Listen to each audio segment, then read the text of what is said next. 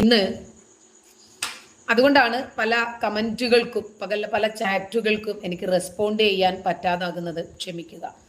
ഏതെങ്കിലും ഒരു ദിവസം, ആഴ്ചയിൽ ഒരു ദിവസമെങ്കിലും അങ്ങനെ ഒരു സൗഹൃദ സംഭാഷണത്തിന് നിങ്ങളുടെ ചോദ്യങ്ങൾ, അതുപോലെ എനിക്ക് നിങ്ങളോട് ചോദിക്കാനുള്ള ചോദ്യങ്ങൾ, അതിനൊക്കെ ആയിട്ടൊരു സെഷൻ വേണമെന്ന് വിചാരിക്കുന്നുണ്ട്. നമുക്കങ്ങനെ ഏതെങ്കിലും ഒരു ഞായറാഴ്ചയോ, ഞായറാഴ്ച അതല്ലെങ്കിൽ ശനിയാഴ്ച രാത്രി ഒരു 10 മണി മുതൽ 11 മണി വരെ, കാരണം ഞായറാഴ്ച ഫ്രീ ആണല്ലോ. എല്ലാവർക്കും ഫ്രീ ആയിരിക്കില്ല. കൂലിത്തൊഴിലൊക്കെ ചെയ്ത് ജീവിക്കുന്ന ആളുകളെ സംബന്ധിച്ചിടത്തോളം അവർക്ക് പണിയുണ്ടാകും. എന്നാലും നമുക്ക് അങ്ങനെ ഏതെങ്കിലും ഒരു സമയം കണ്ടെത്താമെന്ന് തന്നെയാണ് എനിക്ക് തോന്നുന്നത്. അപ്പോൾ വിഷയത്തിലേക്ക് കടക്കാം. നമുക്കറിയാം, ഇസ്രായേലും ഹമാസും തമ്മിലുള്ള യുദ്ധം. ആ യുദ്ധം ഇപ്പോൾ കൂടുതൽ ലോക രാജ്യങ്ങളിലേക്ക് വ്യാപിക്കുകയാണ്. ഇപ്പോ ഇസ്മായിൽ ഹനിയ എന്ന ഭീകരനായ ഹമാസ് നേതാവിനെ ഇറാന്റെ മണ്ണിലിട്ട് കരിച്ചു കളഞ്ഞ ഇസ്രായേലിനെ പപ്പടമാക്കാനുള്ള കലിയുണ്ട് ഇറാൻ. കാരണം ഇറാൻ ഇത് നാണക്കേടാണല്ലോ. ഹമാസിന്റെ രാഷ്ട്രീയകാര്യ മേധാവിയാണ് ഇസ്മായിൽ ഹനിയ. ചെറിയ പുള്ളിയല്ല. അദ്ദേഹത്തെ കൊലപാതകം നടത്തിയതിൽ ഇസ്രായേലിനെ ഞങ്ങൾ ശിക്ഷിക്കുമെന്നും ഇസ്രായേലിനെ ശിക്ഷിക്കാൻ നിയമപരമായ അവകാശമുണ്ടെന്നുമാണ് വിദേശകാര്യ വക്താവായ ഇറാന്റെ നാസർ കനാനി പറഞ്ഞത്. ഒരു കാര്യവും കൂടി ആലോചിക്കണം. ഇസ്മായിൽ ഹനിയെയും അതുപോലെ ഹിസ്ബുള്ളയുടെ തലവൻ ഇസ്മായിൽ ഹനിയയ്ക്ക് സെക്യൂരിറ്റി ആയിട്ട് വന്നു, അവരെയും കൊന്നു. അങ്ങനെ ലെബനനെയും ശത്രുവാക്കി,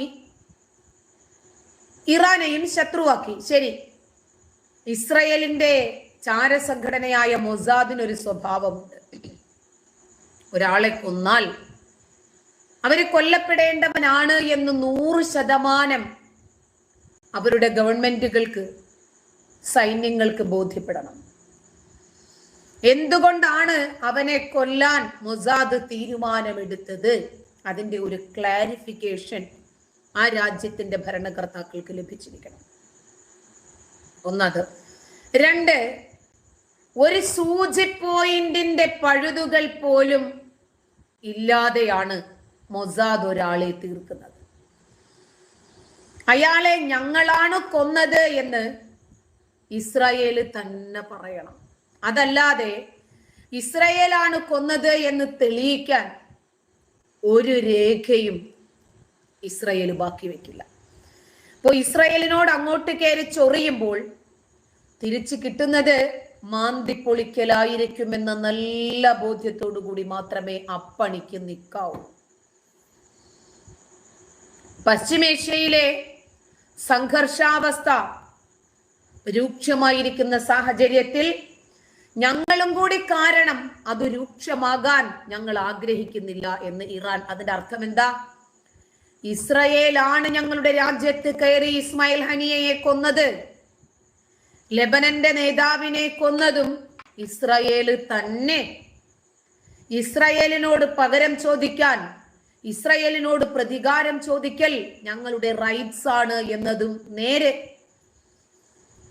ഇറാന്റെ തന്നെ പരമോന്നത നേതാവായ അലി ഖൊമേനി ഇസ്രായേലിനോട് യുദ്ധം പ്രഖ്യാപിച്ചു എന്നതും നേരെ. പക്ഷെ എന്തിനാണ് വെറുതെ ഞങ്ങൾ ഒരു യുദ്ധം? ഞങ്ങൾ അത് ആഗ്രഹിക്കുന്നില്ല. കാരണം ഇസ്രായേൽ 2 കൽപ്പിച്ചിട്ടല്ല, 3 കൽപ്പിച്ചിട്ട്. ഹമാസ് ഈ ഭൂമുഖത്തു നിന്നും ഇല്ലാതാകേണ്ടത് ലോകത്തുള്ള സകലമാന മനുഷ്യന്മാർക്കും അത്യന്താപേക്ഷിതമാണ്. 2, ഇറാൻ പോലെയുള്ള, ഖത്തർ പോലെയുള്ള, തുർക്കി പോലെയുള്ള, ഈജിപ്റ്റ് പോലെയുള്ള ഒരുപാട് ലോകരാജ്യങ്ങൾ ഈ ഭീകരന്മാർക്ക് വേണ്ടുന്ന എല്ലാ സൗകര്യങ്ങളും വെള്ളവും വളവും നൽകി പരിപോഷിപ്പിച്ചു കൊണ്ടുവരുന്നുണ്ട്. അതുകൊണ്ട് അവരെയും കൂടി ഒരു പാഠം പഠിപ്പിക്കണം. 3, സൗദി അറേബ്യ പോലെയുള്ള രാജ്യങ്ങൾക്കറിയാം ഹമാസും ലെബനനും ഒക്കെ വളർന്നാൽ നമുക്ക് തലവേദനയാണ്. കാരണം യമനില് ഹൂതികളും സൗദി അറേബ്യയും തമ്മിൽ ഇന്നും ഇന്നലെയും ഒന്നും തുടങ്ങിയതല്ലല്ലോ പ്രശ്നങ്ങള്. അതുകൊണ്ട് ഇവരെ വളർത്തിക്കൊണ്ടുവന്നാൽ നമുക്ക് തന്നെയാണ് തലവേദനയെന്ന് ഇറാനും അറിയാം, തുർക്കിക്കും അറിയാം, ഖത്തറിനും അറിയാം, സൗദി അറേബ്യക്കും എല്ലാവർക്കും അറിയാം. പക്ഷേ 6-ാം നൂറ്റാണ്ടിൽ ഒരു ഗോത്ര മനുഷ്യൻ ഉൽപ്പാദിപ്പിച്ച മതബോധം കാരണം അന്യമത വിരോധമാണ് ഇവരുടെ സിരകളിലൂടെ ഓടുന്നത്. ജൂതനാണ് ജൂതൻ. ഒരു ഉസ്താദ് പറയണം, നമ്മൾ കേട്ടില്ലേ, ജൂതന്മാർ, ജൂതന്മാർ കഴിക്കരുത്, കുടിക്കരുത്. ജൂതന്മാരോടുള്ള ഇവരുടെ വിരോധം ഏതുവരെയാണെന്നൊന്ന് ആലോചിച്ച് നോക്കിക്കേ. ഇതാ ഞാൻ പറഞ്ഞത്, ഇത് ഇന്നും ഇന്നലെയും തുടങ്ങിയ ജൂതമത വിരോധമല്ല. ഇത് ഈ മതം തുടങ്ങിയ കാലം മുതൽ അന്യമതസ്ഥരെ എങ്ങനെ കൊല്ലണം, എന്തുകൊണ്ട് കൊല്ലണം, ഇതൊക്കെ 6-ാം നൂറ്റാണ്ടിലെ ആ നേതാവ് പഠിപ്പിച്ചതാണ്. മരിക്കാറായി കിടക്കുമ്പോൾ പോലും, മക്കളെ ഇങ്ങോട്ട് വന്നേ, ഉപകാരപ്പെടുന്ന എന്തേലും ചെയ്യണ്ടേ. നമ്മുടെ മമ്മദണ്ണൻ അവരെയൊക്കെ വിളിച്ചു വരുത്തിയിട്ട് പറഞ്ഞുരാ, അവസാനത്തെ ജൂതനെയും അറേബ്യൻ ഉപദ്വീപിൽ നിന്നും അടിച്ചു പുറത്താക്കാതെ നീ ഒന്നും വിശ്രമിക്കരുത് കേട്ടോ. തീർന്നു. കളിയാക്കാൻ വേണ്ടി പറഞ്ഞതല്ല, പരിഹസിക്കാൻ വേണ്ടിയോ ഏതെങ്കിലും ഒരു മതത്തെ വിരോധപ്പെടുത്താൻ വേണ്ടിയോ പറയുന്നതല്ല. ഇതൊക്കെ നമ്മുടെ പുസ്തകങ്ങളിൽ എഴുതി പിടിപ്പിക്കപ്പെട്ടിട്ടുണ്ട്. അതുകൊണ്ടാണ് അതെനിക്ക് പറയേണ്ടി വരുന്നത്. ഷാഹിദ് ഒരു കാര്യം ചെയ്, അല്പം മാറി നിന്ന് അല്ലാഹു അക്ബർ പറഞ്ഞു. ചെല്ല.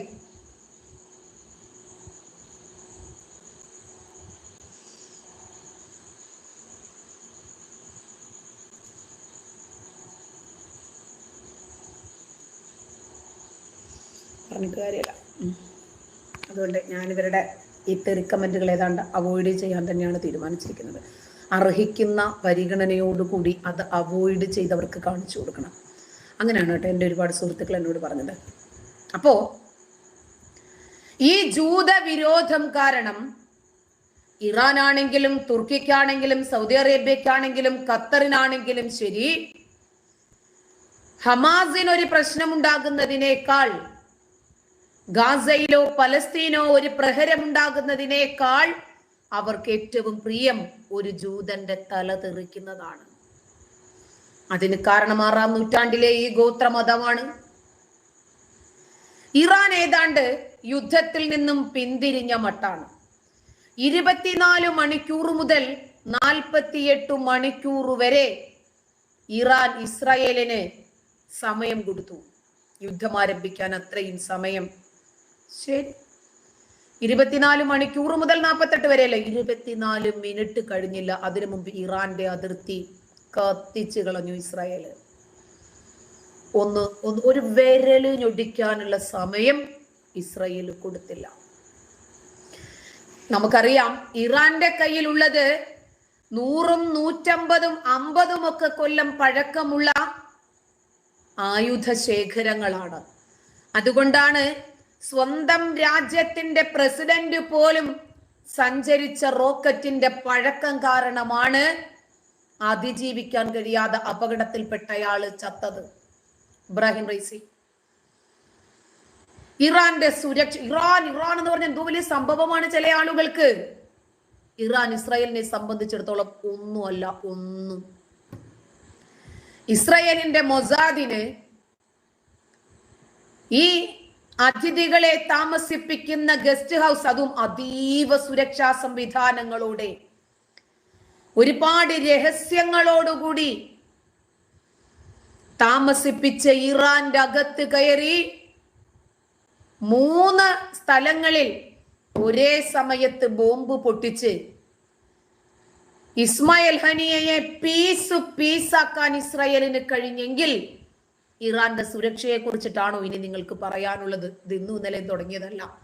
ഇതിനു മുമ്പും പല രാജ്യത്തെ ഭരണാധികാരികളെയും, സർവോപരി ഇറാനിലെ തന്നെ ഇസ്രായേലിന്റെ ശത്രുക്കളെയും ഇറാന്റെ അകത്ത് കയറി തന്നെ കരിച്ചു കളഞ്ഞിട്ടുണ്ട്, പൊട്ടിത്തെറിച്ചിട്ടുണ്ട്, തല വെട്ടിയെടുത്തിട്ടുണ്ട് ഇസ്രായേൽ. അതുകൊണ്ട് നിങ്ങള് ഇസ്രായേലിനെ പേടിപ്പിക്കല്ലേ. ഈ ഓലപ്പാമ്പ് കാണിച്ചുകളൊന്നും ഇസ്രായേൽ പേടിക്കില്ല. യുദ്ധകാഹളം മുഴക്കി ഉടനെ തന്നെ ഇറാന്റെ പരമോന്നതനായ നേതാവ് വന്നിട്ട് യുദ്ധം ശരിയായിക്കോ, ഇത്ര അമറി വിളിക്കണ്ട, യുദ്ധം അങ്ങ് ചെയ്തോടെ, ഞങ്ങൾ പ്രതിരോധിക്കാൻ സജ്ജരാണ് ഇസ്രായേൽ. ഞങ്ങൾക്ക് ഈ ഇസ്മായിൽ ഹനിയ കൊല്ലപ്പെട്ടിട്ട് ദിവസം എത്രയായെന്ന് നോക്കണം.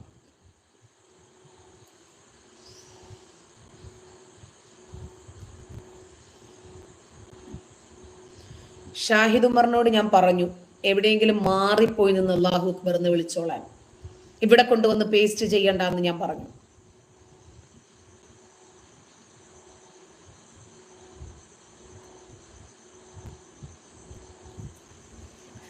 ഇറാന് ഇസ്മായിൽ ഹനിയ കൊല്ലപ്പെട്ട അപ്പോൾ തന്നെ ഇസ്രായേലാണ് ഇതിന് പിന്നിലെന്ന് പ്രഖ്യാപിക്കുകയും മൊസാദാണിത് ചെയ്തത് എന്ന് ആരോപിക്കുകയും ചെയ്തിട്ട് ഇസ്രായേലിനെതിരെ യുദ്ധം ചെയ്യാൻ തയ്യാറായി.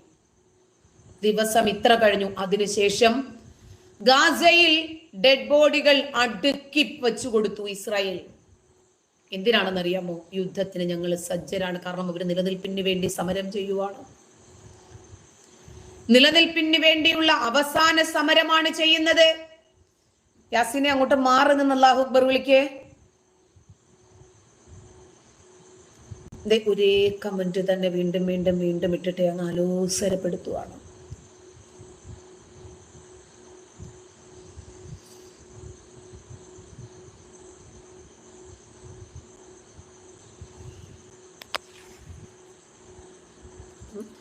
അപ്പോ ഇതുവരെ ഇസ്രായേലിനൊരു പോറലേൽപ്പിക്കാൻ ഇറാന് കഴിഞ്ഞിട്ടില്ല. അവരുടെ രാജ്യത്തിനകത്ത് കയറി നേതാവിനെ വകവരുത്തിയിട്ട് പോലും കഴിഞ്ഞിട്ടില്ല. അതുകൊണ്ട് ഇറാൻ ഇപ്പോ ഇസ്രായേലുമായി യുദ്ധം ചെയ്യാൻ വലിയ മൂടൊന്നുമില്ല. കുറ്റവാളികളെ ശിക്ഷിക്കുന്നതിലൂടെ മേഖലയിലെ സുരക്ഷിതത്വവും സുസ്ഥിരതയും ഉറപ്പാക്കുമെന്നാണ് ഇറാൻ പറയുന്നത്. അതായത് ഇറാന്റെ മൂക്കിന് തുമ്പിൽ നിന്ന് ഹമാസിന്റെ നേതാവിനെയും ലെബനന്റെ സൈനിക നേതാവിനെയും പൊട്ടിത്തെറിപ്പിച്ച സംഭവത്തിലെ പ്രതികളെ, വേട്ടക്കാരെ പിടിച്ച് ശിക്ഷിക്കുമെന്ന് തന്നെയാണ് ഇറാൻ പറയുന്നത്. ഇസ്രായേല് നടത്തുന്ന അതിക്രമങ്ങളെ ചെറുക്കുമെന്നും പറഞ്ഞു. പക്ഷെ യുദ്ധത്തിനില്ല. ഇപ്പോ ഹ്രസ്വദൂര മിസൈൽ ഉപയോഗിച്ചിട്ടാണ് ഇസ്മായിൽ ഹനിയയെ ഇസ്രായേൽ കൊലപ്പെടുത്തിയത് എന്ന് ഇറാൻ റവല്യൂഷണറി ഗാർഡ്സ് ആണ് റിപ്പോർട്ട് ചെയ്തത്. എന്നാൽ കൊലപാതകത്തെ കുറിച്ച് ഇസ്രായേൽ ഇതുവരെയും പ്രതികൂലിച്ചിട്ടില്ല, അനുകൂലിച്ചിട്ടുമില്ല. ഒരു രൂപത്തിലും ഇസ്രായേൽ പ്രതികരിക്കാത്ത സ്ഥിതിക്ക് ഇവരെങ്ങനെ പറയും ഇസ്രായേൽ തന്നെയാണിത് ചെയ്തതെന്ന്? ഇസ്മായിൽ ഹനിയയുടെ കൊലപാതകത്തെ തുടർന്ന് ഇറാന് ഇസ്രായേലിനു നേരെ യുദ്ധഭീഷണി മുഴക്കി. ഈ രാജ്യത്തിനെതിരായിട്ടുള്ള ഏതാക്രമണത്തെയും പ്രതിരോധിക്കാനും തിരിച്ചടിക്കാനും തയ്യാറാണ് എന്ന് ഇസ്രായേൽ പ്രധാനമന്ത്രി ബെഞ്ചമിൻ നെതന്യാഹുവും പറഞ്ഞു. ഇറാനെതിരായി ആരെന്ത് ചെയ്താലും ഇറാൻ പ്രതിരോധിക്കും, ആയിക്കോട്ടെ. എന്നാൽ അതേപോലെ തന്നെ പ്രതികരിക്കാൻ, പ്രതിരോധിക്കാൻ, പ്രത്യാക്രമണം നടത്താൻ ഞങ്ങൾക്കും പറ്റുമെന്നാണ് ഇസ്രായേലും പറഞ്ഞത്. ഇറാന്റെ അതിർത്തി ഇസ്രായേൽ കത്തിച്ചതിനെ തുടർന്ന് വലിയ രൂപത്തിലുള്ള പ്രതിസന്ധികൾ അരങ്ങേറുന്നുണ്ട്. നേർക്കുനേരെ ഒരു യുദ്ധം ചെയ്യാനാണ് ഇറാൻ മുന്നോട്ട് വരാത്തത്. ഇറാൻ വരില്ല എന്ന് നമുക്കും അറിയാം. ഇപ്പോ വടക്കൻ ഇസ്രയേലിലെ നഹാരിയയില് ഹിസ്ബുള്ള ടീം നടത്തിയ ഡ്രോൺ ആക്രമണത്തില് 17 പേർക്ക് പരിക്കേറ്റു എന്നൊരു റിപ്പോർട്ട് പുറത്തു വരുന്നുണ്ട്. നിരവധി ഡ്രോണുകളാണ് ഹിസ്ബുള്ള വിക്ഷേപിച്ചതെന്നും ഇതിൽ പലതിനെയും ഇസ്രായേൽ പ്രതിരോധിച്ചെന്നുമാണ് സൈന്യം അറിയിച്ചത്. പരിക്കേറ്റവരിൽ പലരും ഗാസക്കാരാണ്. എങ്ങനെയുണ്ട്? ഇവരാക്രമിച്ചത് ഇസ്രായേലിനെയാണ്. ഇസ്രായേലിൽ നിൽക്കുന്നത് ഇപ്പൊ ഗാസയിലാണ്. വടക്കൻ ഇസ്രായേലിലെ സൈന്യത്തിന്റെ ഗോലാനി ബ്രിഗേഡ് ആസ്ഥാനവും മറ്റൊരു സൈനിക താവളവുമാണ് ഹിസ്ബുള്ള ലക്ഷ്യമിട്ടത് എന്നാണ് ഹിസ്ബുള്ള പറഞ്ഞത്. ഇവരല്ലെങ്കിലും ഒരു സ്ഥലത്ത് ലക്ഷ്യമിട്ടാൽ മിസൈൽ ചെന്ന് പതിക്കുന്നത് വേറൊരിടത്തായിരിക്കും. പിന്നീട് അവസാനം മാപ്പും കോപ്പുമായിട്ട് വരും. അതെ, ഞങ്ങൾ അവരെ ആയിരുന്നില്ല ഇട്ടത്, അയ്യോ നമ്മുടെ ആൾക്കാരാണ് മരിച്ചതല്ലേ, പക്ഷെ നമ്മൾ ഇവരെയാണ് ഇട്ടത്, ഇവർക്കാണ് പറ്റിയത്, പോട്ടെ. ഇപ്പോ ലെബനനിലെ ഹിസ്ബുള്ള ടീം പറയുന്നത് ലെബനന്റെ മുതിർന്ന കമാൻഡറെ ഇസ്രയേൽ വധിച്ചു, അതിന് തിരിച്ചടി ഹിസ്ബുള്ള തന്നെ നൽകുമെന്നാണ് ഹിസ്ബുള്ളയുടെ മുന്നറിയിപ്പ്. ഇറാനിൽ വെച്ചിട്ടാണ് ഇസ്രയേൽ ഹിസ്ബുള്ള ടീമിനെ വധിച്ചത്, അതുകൊണ്ട് ഇറാനും പ്രതികാരം ചെയ്യുമെന്ന് പറഞ്ഞു. അപ്പൊ ഇസ്രയേൽ പറഞ്ഞു, രണ്ടുപേരും ഒരുമിച്ച് വന്നാൽ ഞങ്ങൾക്ക് അത്രയും നല്ലത്, 2 ശത്രുവിനെയും ഒരുമിച്ച് കിട്ടും, നിങ്ങൾക്കാണെങ്കിൽ നിങ്ങളുടെ 2 ടീമിന്റെയും പൊതു ശത്രുവിനെയും ഒരുമിച്ച് കിട്ടും, അതുകൊണ്ട് ഒരുപാട് ഒളിച്ചുകളി നടത്താതെ നേർക്ക് നേരെ വരും. അപ്പൊ ഇറാനൊന്നും അത് ശീലമില്ല, ഹിസ്ബുള്ളയ്ക്കും ശീലമില്ല, ഹൂതികൾക്ക് ശീലമില്ല, ഹമാസിന് ശീലമില്ല. നേർക്ക് നേരെ നിന്ന് യുദ്ധം ചെയ്യുന്നത് ജൂതന്മാരാണ്, അവര് യോദ്ധാക്കളാണ്, അവരത് തെളിയിച്ചു കൊണ്ടിരിക്കുകയാണ്. മറ്റവർ ഒളിപ്പോർ യുദ്ധമാണ് നടത്തിക്കൊണ്ടിരിക്കുന്നത്. ആ യുദ്ധമില്ലാത്തവനോട് യുദ്ധം ചെയ്യുന്ന, യുദ്ധ നിയമങ്ങളെ തെറ്റിച്ചുകൊണ്ട് മുന്നോട്ട് പോകുന്ന ഒരു വിഭാഗം ആളുകൾ, സ്വന്തം ആളുകളെ തന്നെ കുരുതി കൊടുക്കുന്നവര്. ഇങ്ങനെ വടക്കൻ ഇസ്രയേലില് ജനങ്ങളോട് ബോംബ് ഷെൽട്ടറുകളിലേക്ക് മാറാൻ സൈന്യം നിർദ്ദേശം നൽകിയിട്ടുണ്ടായിരുന്നു. ഹമാസിന്റെ തലവൻ ഇസ്മായിൽ ഹനിയയെ വധിച്ചതിന് ഇറാന്റെ ഭാഗത്തു നിന്ന് തിരിച്ചടി ഉണ്ടാകുമെന്ന കണക്കുകൂട്ടലില് ഇസ്രായേല് വേണ്ടുന്ന എല്ലാ രൂപത്തിലുള്ള മുൻകരുതലുകളും സ്വീകരിച്ചിട്ടുണ്ട്. ആക്രമണത്തെ പ്രതിരോധിക്കാനുള്ള സംവിധാനങ്ങൾ അമേരിക്കയുടെ അടക്കം സഹായത്തോടുകൂടി ഇസ്രായേൽ ഒരുക്കിയിട്ടുണ്ട്. ഇസ്രായേലിനറിയാം ഇവരെല്ലാവരും ഒരുമിച്ച് നിൽക്കും, കാരണം എല്ലാം ഇസ്ലാമിക രാഷ്ട്രങ്ങളാണ്. ആക്രമണത്തിൽ ഇസ്രായേലിലെ സാധാരണക്കാർക്ക് അപകടം സംഭവിക്കാതിരിക്കാൻ ശ്രദ്ധിക്കണമെന്ന് നേരത്തെ തന്നെ Russian president Vladimir Putin Iran പരമോന്നത നേതാവ് അയത്തുള്ള ഖൊമേനിയോട് ആവശ്യപ്പെട്ടിരുന്നു. നിങ്ങൾ 2 കൂട്ടരും ആക്രമിച്ചോ, 2 വിഭാഗത്തിന്റെയും സൈനികർ പരസ്പരമായി കൊള്ളട്ടെ യുദ്ധം. മുതിർന്ന ഇറാൻ ഉദ്യോഗസ്ഥരെ ഉദ്ധരിച്ചുകൊണ്ട് റോയിട്ടേഴ്സ് ആണ് ഇക്കാര്യം റിപ്പോർട്ട് ചെയ്യുന്നത്. കഴിഞ്ഞ ദിവസമാണ് റഷ്യൻ സെക്യൂരിറ്റി കൗൺസിൽ സെക്രട്ടറി ഇറാനിലെത്തിയത്. അദ്ദേഹമാണ് പ്രസിഡന്റിന് നിർദ്ദേശം കൈമാറിയത്. റഷ്യൻ നിർമ്മിത സുഖോയ് Su-35 യുദ്ധവിമാനങ്ങൾ എത്തിക്കാൻ ഇറാൻ ആവശ്യപ്പെട്ടതായി റിപ്പോർട്ടുണ്ട്. ഇപ്പോ റഷ്യ ഒരുപാട് ആയുധങ്ങൾ ഇറാനിൽ എത്തിച്ചിട്ടുണ്ട്. റഷ്യയും ഇറാനും മാമാമച്ചാന്മാരാണല്ലോ. ഇസ്രയേലിനെ തിരിച്ചടിക്കാനുള്ള ഇറാന്റെ അവകാശത്തെ കുറിച്ച് പറയാൻ വിദേശകാര്യ മന്ത്രാലയം ടെഹ്റാനിലുള്ള വിവിധ രാജ്യങ്ങളുടെ അംബാസിഡർമാരെയും നയതന്ത്ര ദൗത്യങ്ങളുടെ തലവന്മാരെയും ഒക്കെ വിളിച്ചു വരുത്തി. ഇറാന്റെ ആക്ടിംഗ് വിദേശകാര്യ മന്ത്രി അലി ബഗേരിയാണ് കൂടിക്കാഴ്ചയ്ക്ക് നേതൃത്വം നൽകിയത്. ഇറാന്റെ അഭ്യർത്ഥന പ്രകാരം ഓർഗനൈസേഷൻസ് ഓഫ് ഇസ്ലാമിക് കോപ്പറേഷൻ നാളെ അടിയന്തിരമായ മീറ്റിംഗ് വിളിച്ചു ചേർക്കും എന്നാണ് വിദേശകാര്യ വക്താവ് നാസർ ഖനാനി പറയുന്നത്. ഇറാന്റെയും ഹിസ്ബുള്ളയുടെയും കനത്ത ആക്രമണം ഉണ്ടാകും എന്ന മുന്നറിയിപ്പുള്ളപ്പോഴും ഇസ്രായേൽ ഗാസയിലുണ്ട്. ഇസ്രായേൽ എങ്ങോട്ട് ഓട്ടിപ്പോയിട്ടില്ല. ഇപ്പൊ യുദ്ധത്തിന് മൂടില്ലെന്നും പറഞ്ഞിട്ടില്ല. കാരണം ഇസ്രായേലിന് നിലനിന്നേ പറ്റൂ. 305 ദിവസത്തിനിടയിൽ ഇതുവരെ ഇസ്രായേൽ 39,653 ആളുകളെയാണ് കൊന്നടുക്കി വെച്ചത്. ഇതെന്തിനായിരുന്നെന്ന് അറിയാമോ? ഇസ്രായേലിൽ നടന്ന അവരുടെ ഒരു സൂപ്പർനോവ മ്യൂസിക് ഫെസ്റ്റ്. അവരത് കാണും, കേൾക്കും, ആസ്വദിക്കും. ചിലപ്പോൾ അവരതിൻ്റെ കൂടെ ഒന്ന് ആടിപ്പാടും. കഴിഞ്ഞു കാര്യം. ഹമാസിനെ സംബന്ധിച്ചിടത്തോളം അത് ഹറാമല്ലേ? സംഗീതം ഹറാമല്ലേ? അള്ളാഹുവിന് വിഷമമുണ്ടാകില്ലേ? അള്ളാഹുവിന്റെ സിംഹാസനം ഇരുന്ന് കുലുങ്ങിയാൽ വീണു പോകുമോ എന്ന് പഠിച്ചവന് പേടിയില്ലേ? ആയിരക്കണക്കിന് മലക്കുകളൊക്കെ സിംഹാസനം താങ്ങി നിർത്തുന്നുണ്ട്. അപ്പൊ സിംഹാസനം ഏത് രൂപത്തിലാകുമായിരുന്നു ആലോചിച്ചു നോക്കോ?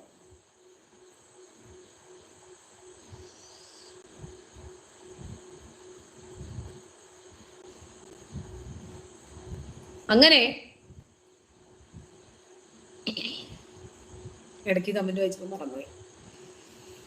ഇവർക്ക്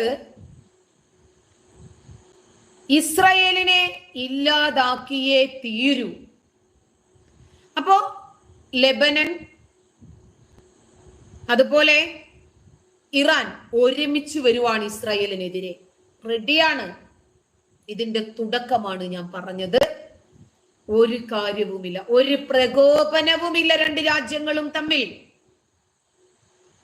ഇന്ന് ഇറാനും ലെബനനും ഒരുമിച്ച് നിന്നിട്ട് ഇസ്രായേലിനെ ഇല്ലാതാക്കാൻ ശ്രമിക്കുന്നതുവരെ ഈ യുദ്ധത്തെ എത്തിച്ചതിന്റെ കാരണം എന്താണെന്ന് അറിയാമോ? ഇസ്രായേലിൽ നടന്ന സൂപ്പർനോവ ഫെസ്റ്റ്, മ്യൂസിക് ഫെസ്റ്റ്, അവരത് കണ്ടിട്ട് അവരാസ്വദിച്ച് അവരവരുടെ പാട്ടിന് പോകുമായിരുന്നു. അതിലേക്ക് ഈ ഹമാസ് ഭീകരർ നുഴഞ്ഞു കയറി. അള്ളാഹുവിന്റെ സിംഹാസനം കുലുങ്ങത്തില്ലേ? നുഴഞ്ഞു കയറി പാവപ്പെട്ട 1400 ജൂതന്മാരെ, ജൂത സ്ത്രീകളെ, ജൂത കുഞ്ഞുങ്ങളെ ഇവര് കൊന്നുകളഞ്ഞു.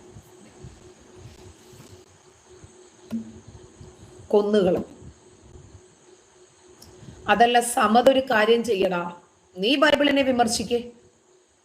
നിനക്ക് ചെയ്യാൻ പറ്റാത്തത് കൊണ്ടാണോ നീ ആ ദൗത്യം എന്നെ ഏൽപ്പിക്കുന്നത്? എടാ, ആദ്യം നമ്മളത് ചെയ്ത് കാണിക്കണം. നീ ബൈബിളിനെ വിമർശിക്ക്, കാണിക്കും. എനിക്ക് ധൈര്യമുണ്ട് എന്ന് പറ. എനിക്കുള്ളതിനേക്കാൾ കൂടുതൽ കഴിവുകൾ നിനക്കാടാ ഉള്ളത്. നീ അങ്ങ് വിമർശിക്കേ. എന്താ വിമർശിക്കാൻ പറ്റില്ല? ധൈര്യമില്ലേ നിനക്ക്? എന്നോട് ധൈര്യമുണ്ടോ എന്ന് ചോദിക്കണമെങ്കിൽ നിനക്ക് ആ ധൈര്യം ആദ്യം ഉണ്ടാകണ്ടേ. 1400 പാവങ്ങളായ ആളുകളെ കൊന്നുകളഞ്ഞ് 257ഓളം ആളുകളെ പിടിച്ച് ബന്ധികളാക്കി കുരുന്നു കുഞ്ഞുങ്ങളെ കൊണ്ടുപോയി അല്ലാഹു അക്ബർ എന്ന് പറഞ്ഞ് കഴുത്തറുത്ത് ഇസ്രായേലിനേറ്റ മുറിവുണ്ടല്ലോ വളരെ വലുതാണ്. ഇസ്രായേലിലെ ജൂത സ്ത്രീകളെ നിരത്തി നിർത്തി അരയ്ക്ക് താഴോട്ടുള്ള വസ്ത്രങ്ങൾ ഊരാനും അവരുടെ ലൈംഗികാവയവം കാണിക്കാനും പറഞ്ഞിട്ട് ക്യാമറാമാൻമാര് നിരന്നു നിന്നു. അവരുടെ ശരീരത്തിന്റെ വിവിധ ഭാഗങ്ങളിലൂടെ രക്തമൊലിക്കുന്നു, മുഖത്തൂടെ ഒക്കെ രക്തമൊലിക്കുന്നു. ഇതെല്ലാമായിട്ടും ഈ വീഡിയോ റെക്കോർഡ് ചെയ്ത് അത് സമൂഹ മാധ്യമങ്ങളിലൂടെ പ്രചരിപ്പിച്ചിട്ട് ഇസ്രായേലിനോട് ഞങ്ങൾ ഇതാ പ്രതികാരം ചെയ്തിരിക്കുന്നു എന്നുകൂടി പറയുമ്പോ ഇത് ഇസ്രായേൽ ക്ഷമിക്കണോ ഇവരോട്? ഇസ്രായേൽ ഇവരോട് ഏത് അക്കൗണ്ട് വെച്ചിട്ടാണ് ക്ഷമിക്കേണ്ടത്?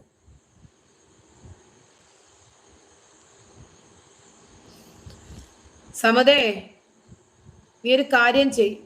ഒരു പൂ പറിച്ചിട്ട് ഉമ്മാക്ക് കൊണ്ട് കൊടുക്കുക. എന്നിട്ട് മാറി നിന്ന് വിളിച്ചാൽ മതി മോളേന്ന്. ഉമ്മയുടെ കയ്യിൽ പൂവും കൂടി ഉണ്ടല്ലോ, രണ്ടും കൂടി ചേർത്തേ ഉമ്മ അങ്ങ് വായിച്ചെടുത്തോളൂ.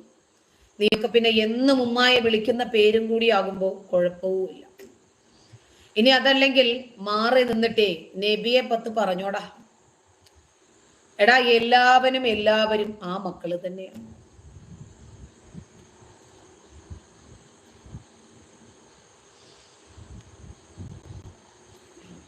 അപ്പോ ഇത് തുടങ്ങി വെച്ചത് അവരാണ്.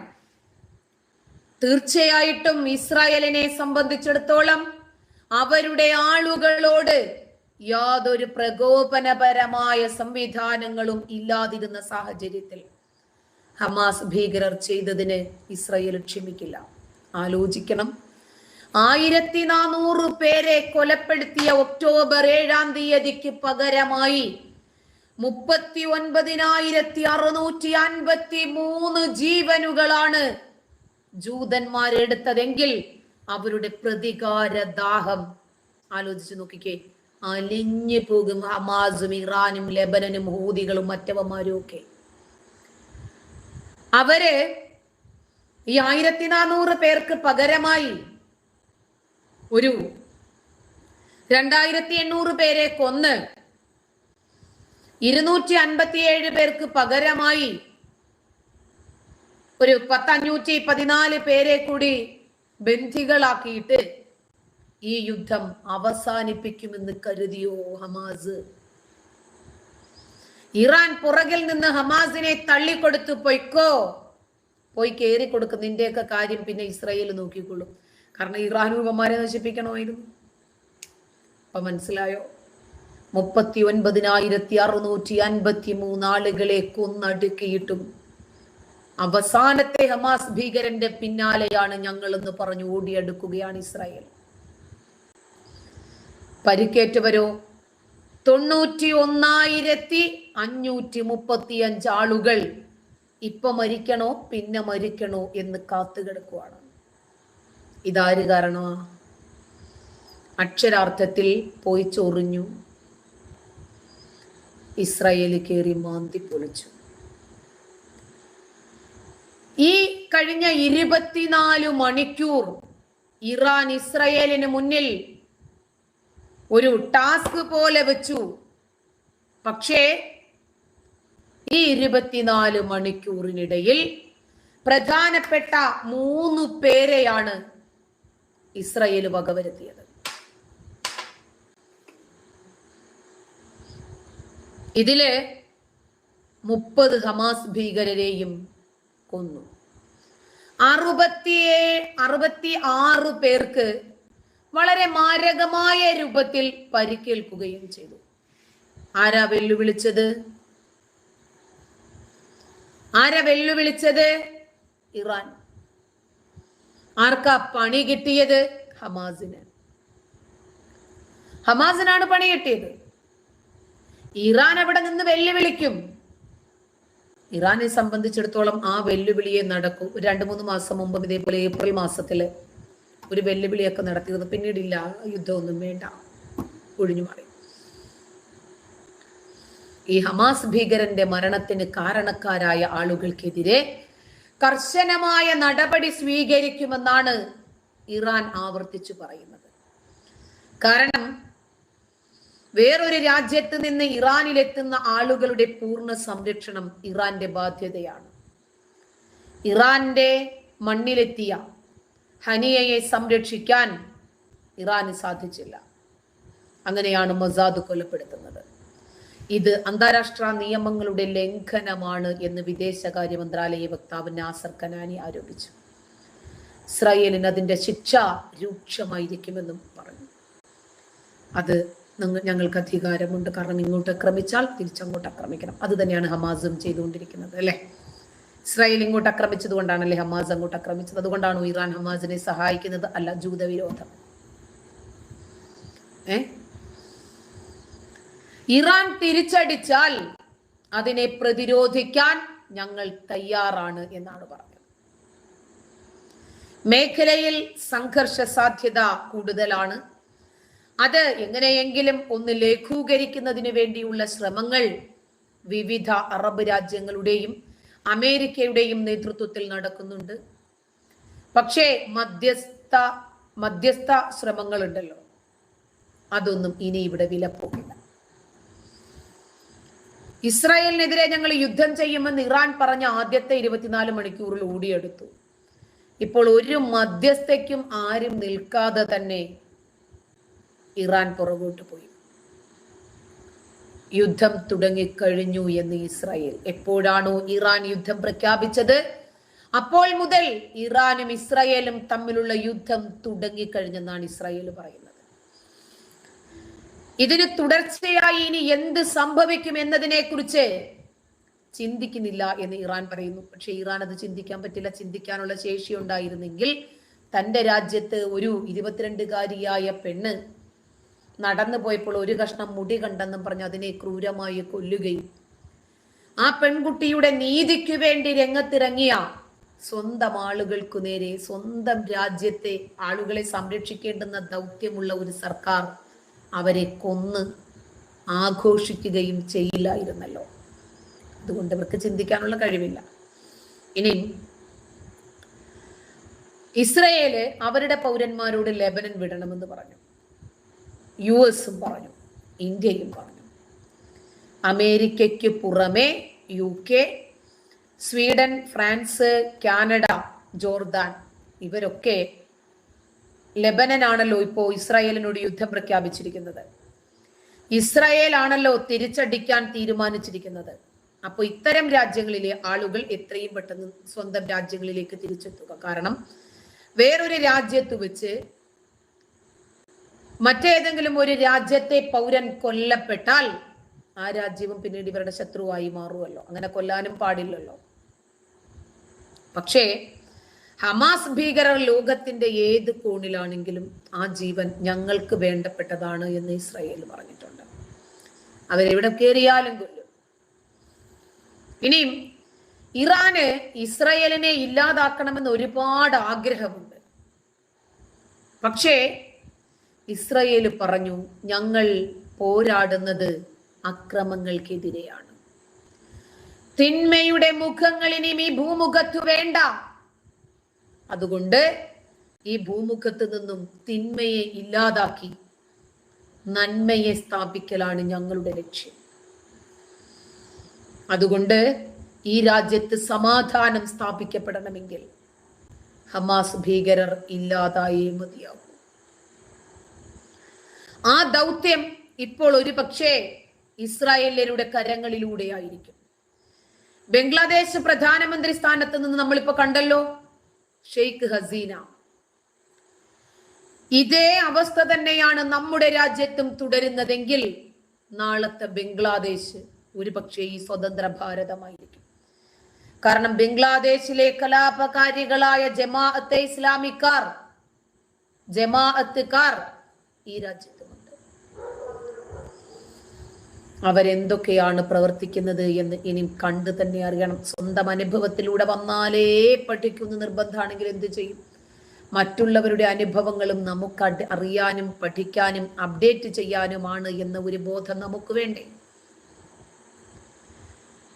ഭീകരവാദികളെ ഭീകരവാദികൾ എന്ന് ഷെയ്ഖ് ഹസീന പറഞ്ഞുപോയി.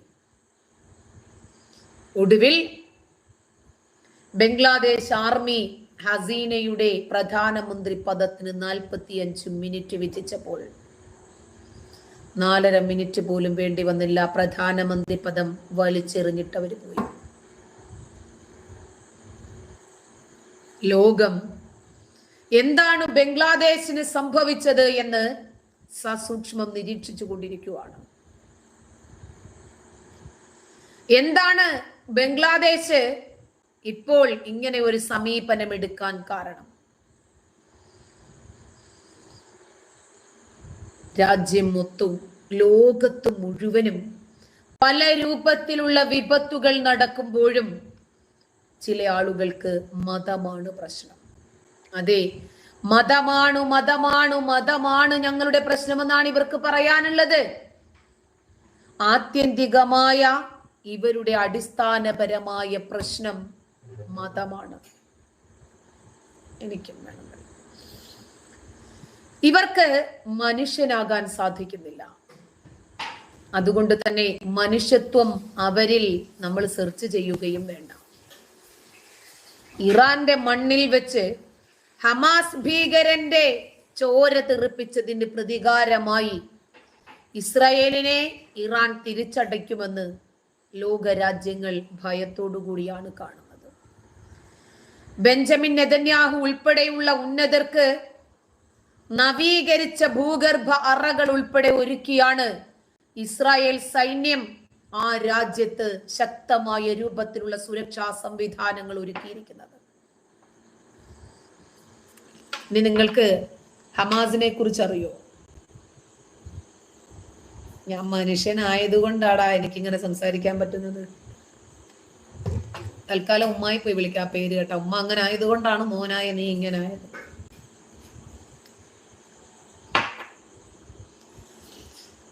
അല്ലടി സീനത്തെ, ഇത്രയും നേരം നിന്നിട്ട് ഞാൻ ആരാണെന്ന് നിനക്ക് മനസ്സിലായില്ലേ?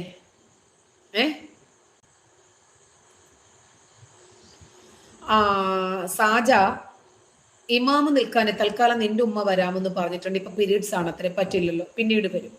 ചിലപ്പോൾ അടുത്ത വെള്ളിയാഴ്ച ജുമ നിൽക്കുമായിരിക്കും, നോക്കാം.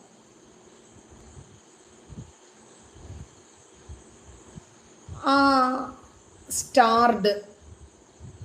ആഹാ, എന്റെ വാപ്പയെ നിനക്കറിയാമോ? ആടാ, എല്ലാവർക്കും അറിയാമടാ എന്റെ വാപ്പച്ചിയെ. എന്തുകൊണ്ടാണെന്ന് അറിയാമോ? എനിക്ക് തന്തയുള്ളത് കൊണ്ട്. നിന്റെ തന്തയെ നിന്റെ ഉമ്മാക്ക് പോലും അറിയില്ല, ഇല്ലാത്തത് കൊണ്ട്, അല്ലെങ്കിൽ പല തന്തയുള്ളത് കൊണ്ട്. ഒരു തന്തയാണെങ്കിൽ ആരെങ്കിലും ഒക്കെ അറിയത്തില്ലടേ. നമ്മുടെ കുഴപ്പമാണോ? ഉമ്മ ചെയ്ത ഒരു അബദ്ധമാടാ നീ, പോട്ടെ, അല്ലെങ്കിൽ വാപ്പ ചെയ്ത ഒരു അബദ്ധം, ക്ഷമിച്ചുകളാ. അതിനൊക്കെ ഇങ്ങനെ പബ്ലിക്കായിട്ട് വന്നിട്ട് ഉമ്മായെ അങ്ങനെയൊക്കെ പറയാൻ പാടുണ്ടോ?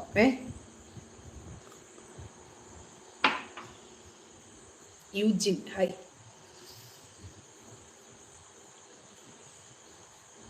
എല്ലാവരുടെയും കമന്റ് ഞാൻ കാണുന്നുണ്ട് കേട്ടാ.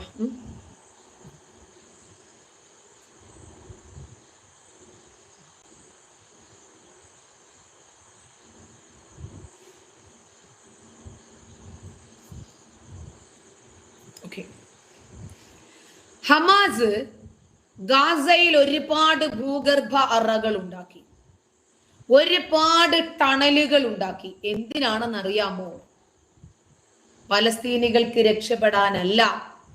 യുദ്ധത്തിന്റെ കാഹളം മുഴങ്ങിയാൽ ഉടനെ പലസ്തീനികൾ അവരുടെ പ്രാണരക്ഷാർത്ഥം അവിടെ പോയി ഒതുങ്ങിയിരിക്കുന്നതിനു വേണ്ടിയല്ല.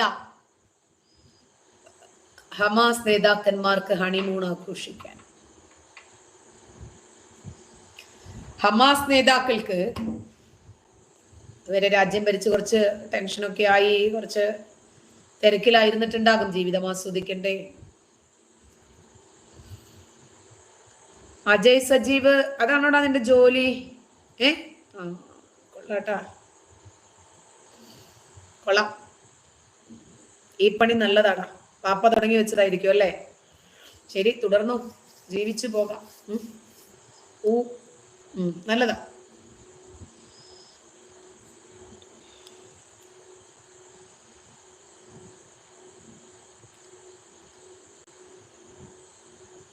അപ്പോ ഇസ്രായേലിനെ സംബന്ധിച്ചിടത്തോളം ആലോചിക്കണം.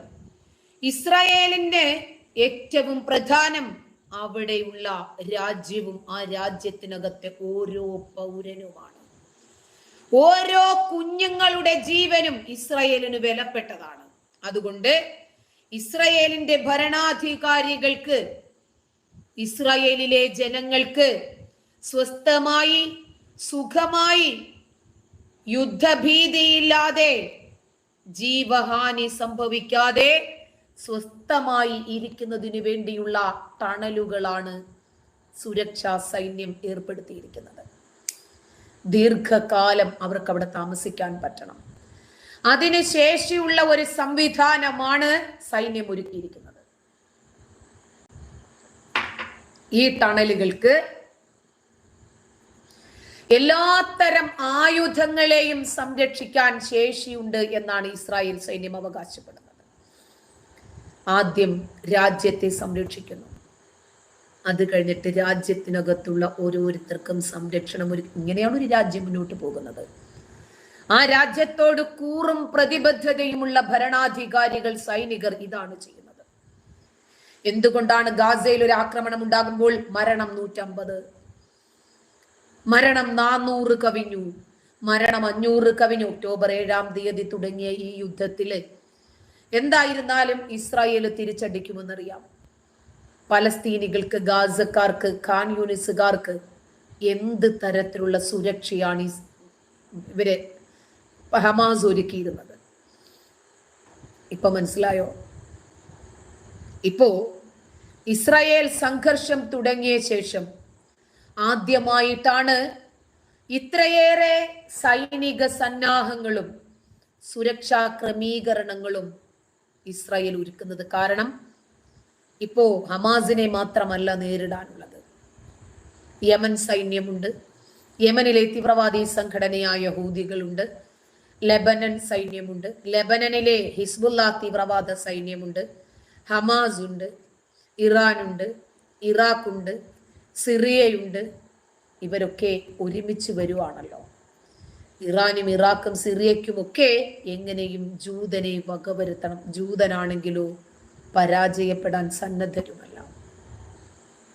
Iran, Lebanon, Syria, Iraq, Yemen എല്ലാവരും ഒരുമിച്ചാ വന്നുകൊണ്ടിരിക്കുന്നത്. ഹമാസും ഇവരെല്ലാവരും കൂടി സംയുക്തമായ നീക്കവുമായി ഇസ്രായേലിനെ വളയാം എന്നാണ് ഇപ്പോൾ ഇവർ പ്ലാൻ ചെയ്തിരിക്കുന്നത്. പക്ഷേ വളയാൻ വേണ്ടി അമ്പം വില്ലുമായി ഇവർ പോകുമ്പോൾ അവിടെ എല്ലാം ഇസ്രായേൽ ഒരുപാട് മുന്നൊരുക്കങ്ങൾ ചെയ്തു വെച്ചിരിക്കുന്നതായിട്ട് ഇവർ അറിയുന്നു. ഇസ്രായേലിന്റെ മുന്നൊരുക്കങ്ങളിൽ അന്തം വിട്ട് നിൽക്കുവാണിപ്പോ ഇറാൻ. കാരണം ഇറാൻ പലതും പ്രതീക്ഷിച്ചിട്ടാണ് ഇത്തരം സൈനിക സന്നാഹങ്ങളെ ഒരുക്കിയത്. എല്ലാ രാജ്യത്തെയും ഒരുമിച്ച് നിർത്തി ഇസ്രായേലിനെ അങ്ങ് ഷേവ് ചെയ്ത് കളയാമെന്ന് വിചാരിച്ചപ്പോൾ ഇസ്രായേൽ സൈന്യം മൂത്രമൊഴിച്ചു കളയുന്ന ലാഘവത്തോടെ ഇവരുടെ സംയുക്തമായിട്ടുള്ള സൈനിക സന്നാഹങ്ങളെ നെഞ്ചു വിരിച്ച് ധൈര്യം കൊണ്ട് നേരിടുന്നു.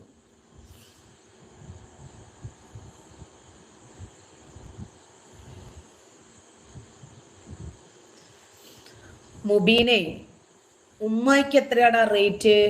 എപ്പോഴെങ്കിലും നീ ചോദിച്ചിട്ടുണ്ടോ? ഉമ്മ പലർക്കും കിടന്നു കൊടുക്കുന്നതിന്റെ പൈസ നീയാണോ വാങ്ങിക്കുന്നത്? അങ്ങനെയുള്ള ഒരുത്തന് മാത്രമേ മറ്റൊരു പെണ്ണിനോട് ഒരു ദിവസത്തെ റേറ്റ് എത്രയാണ് എന്ന് ചോദിക്കാൻ പറ്റൂ.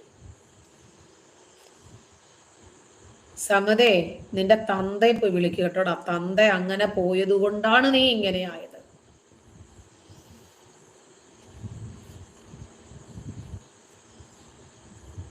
മനസ്സിലായ? വിളിക്കടാ, വിളിക്കടാ, ഇനിയും വിളിക്കേ.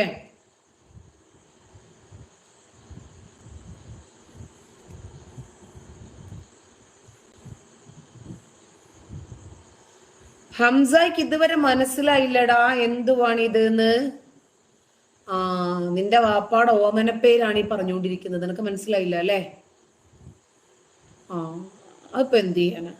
ശ്രദ്ധിച്ചേതെങ്കിലും ഒരു മൂലയ്ക്ക് പോയിരിക്കെ, അപ്പൊ കുറച്ചൊക്കെ മനസ്സിലാവും.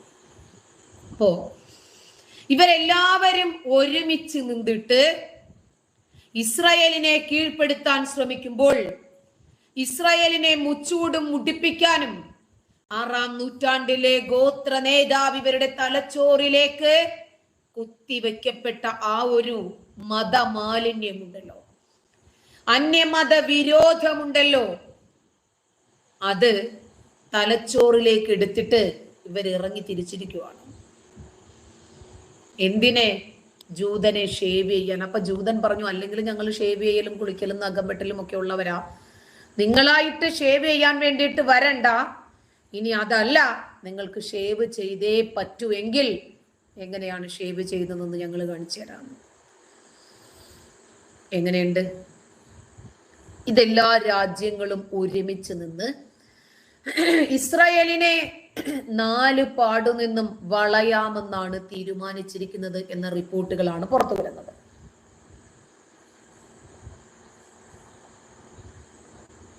അതിനും അപ്പുറം ഇത്രയും രാജ്യങ്ങൾ ഒരുമിച്ച് നിന്നിട്ടും ഇവർക്ക് ചിന്തിക്കാൻ പോലും സാധിക്കാത്ത രൂപത്തിലുള്ള നീക്കങ്ങളാണ് ഇസ്രായേലിന്റെ ഭാഗത്തു നിന്നും ഉണ്ടാകുന്നത്. ആദ്യം ഇസ്രായേൽ അവരുടെ ഭരണാധികാരികളെ മാസങ്ങളോളം സേഫായി ജീവിക്കാനുള്ള സംവിധാനം ഉണ്ടാക്കി. ഇസ്രായേലിന്റെ നിലനിൽപ്പിനെ അപകടത്തിലാക്കാൻ വേണ്ടി വന്ന ഇത്രയും രാജ്യങ്ങൾ ഇതുവരെ ഒരു ചെറുവിരല് പോലും അനക്കാൻ സാധിക്കാതെ നിൽക്കുവാണ്. ഇസ്രായേൽ ഒന്ന് പതറിയപ്പോൾ ഇവര് വിചാരിച്ചു ഒതുങ്ങാനാണെന്ന്. അല്ല, പുലികൾ പതുങ്ങുന്നത് കുതിക്കാനാണ്, അല്ലാതെ ഒളിക്കാനല്ല. അമേരിക്കയ്ക്ക് ഇപ്പോഴുള്ളത് ഇത് ലോകവ്യാപകമായ ഒരു യുദ്ധമായി മാറുമോ എന്ന ഭീതിയാണ്. യുദ്ധക്കപ്പലുകള്, വിമാനങ്ങള് ഇതൊക്കെ പശ്ചിമേഷ്യയിലേക്ക് അമേരിക്ക എത്തിച്ചിട്ടുണ്ട്.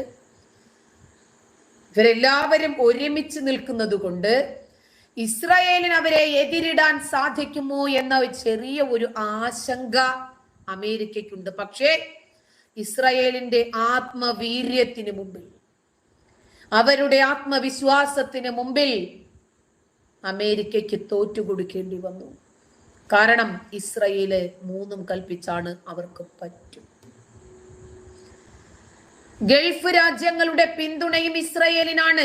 കാരണം ഈ മുറിയന്മാര്, ഈ ഭീകരവാദികൾ, ഈ തീവ്രവാദികൾ, ഈ സ്വയം പൊട്ടിത്തെറിക്കാൻ വേണ്ടി തയ്യാറായി നിൽക്കുന്ന ഈ ഇരുമ്പ് ചട്ടിയിടുന്ന പൊട്ടന്മാര്, ഹൂറികൾക്ക് വേണ്ടി എന്തും ചെയ്യാൻ സന്നദ്ധരായി നിൽക്കുന്ന ഈ മലരന്മാര് നാളെ ഇവർക്കെതിരെ തിരിയുമെന്ന് അവർക്കറിയാം. അങ്ങനെ ഈ ഭീകരവാദികളായ, ഈ തീവ്രവാദികളായ രാജ്യങ്ങൾക്കും ഈ തീവ്രവാദ സംഘടനകൾക്കും എതിരെ നിൽക്കുന്ന അറബ് രാജ്യങ്ങളുടെ പിന്തുണയെ ഏകോപിപ്പിക്കാൻ അമേരിക്ക ശ്രമിക്കുന്നുണ്ട്. ഇറാനുമായി അഭിപ്രായ വ്യത്യാസമുള്ള അറബ് രാജ്യങ്ങൾ വരെ പുതിയ സാഹചര്യത്തിൽ ഇറാന് സപ്പോർട്ട് നൽകാൻ സന്നദ്ധരായി നിൽക്കുവാണ്. പക്ഷേ ജൂതവിരോധം രക്തത്തിൽ ഉണ്ടല്ലോ, നിൽക്കട്ടെ. മുസ്ലിം രാജ്യങ്ങളിലെ മുസ്ലിങ്ങളുടെ പൊതുവികാരവും ഇറാൻ അനുകൂലമാണ്. കാരണം ഇതാണ്, ജൂതന്മാരെ ഇല്ലായ്മ ചെയ്യാനുള്ള ദൗത്യം നമ്മളെ നമ്മുടെ മതനേതാവ് ഏൽപ്പിച്ചിട്ട് പോയതല്ലേ. എല്ലാത്തിനും കഴിവുള്ള അള്ളാഹു വിചാരിച്ചിരുന്നെങ്കിൽ ഈ ലോകത്ത് നിന്ന് ജൂതന്മാര് മുഴുവനും പൊടിയായി പോകത്തില്ലായിരുന്നോ, പടമായി പോകത്തില്ലായിരുന്നോ? എല്ലാത്തിനും സാധിക്കുന്ന അള്ളാഹു ഈ മനുഷ്യനെ പരസ്പരം തമ്മിലടിച്ച് കൊലപാതകം നടത്തി അവര് പരസ്പരം ചിന്തുന്ന ചോര കുടിക്കാൻ വേണ്ടി എന്തിനാണ് രക്തരക്ഷസായി മലക്കുകളാൽ താങ്ങി നിർത്തപ്പെട്ട സിംഹാസനത്തിൽ അമർന്നിരിക്കുന്നത്? അള്ളാഹു വിചാരിച്ചാൽ ഒരു സെക്കൻഡ് പോരെ ജൂതനെ ഇല്ലാതാക്കാൻ. ഈ സാധാരണക്കാരന്റെ ജീവൻ എടുക്കേണ്ട കാര്യമുണ്ടോ? അമേരിക്കയോട് ചെറിയ രൂപത്തിൽ ഒരു അകലം പാലിച്ചു നിൽക്കുന്ന ചില രാജ്യങ്ങളുണ്ട്. അത് ഈ മുസ്ലിം പ്രീണനമാണ് നയം, ജൂതവിരോധമാണ് മറ്റൊരു ഫാക്ടർ. ഇനി അമേരിക്കയ്ക്കും ഇസ്രായേലിനും ഒപ്പം നമ്മൾ നിന്നാൽ നമ്മൾ ആക്രമിക്കപ്പെടുമോ? സൗദി അറേബ്യയൊക്കെ പേടിക്കുന്നത് അതാണ്. കാരണം വളരെ കൂടുതലാണ്. ഇറാനും ഇസ്രായേലും തമ്മിൽ ഒരു യുദ്ധ സാഹചര്യം ഉണ്ടായാൽ അത് ഈ രണ്ട് രാജ്യങ്ങളെയും മാത്രമല്ല സാരമായി ബാധിക്കുന്നത്. ഒരുപാട് ലോക രാജ്യങ്ങൾ, വൻ ശക്തികൾ ഈ യുദ്ധത്തിൽ ഇടപെടാനുള്ള സാധ്യത വളരെ കൂടുതലാണ്. അതാണ് അമേരിക്കയ്ക്കും ഭയം.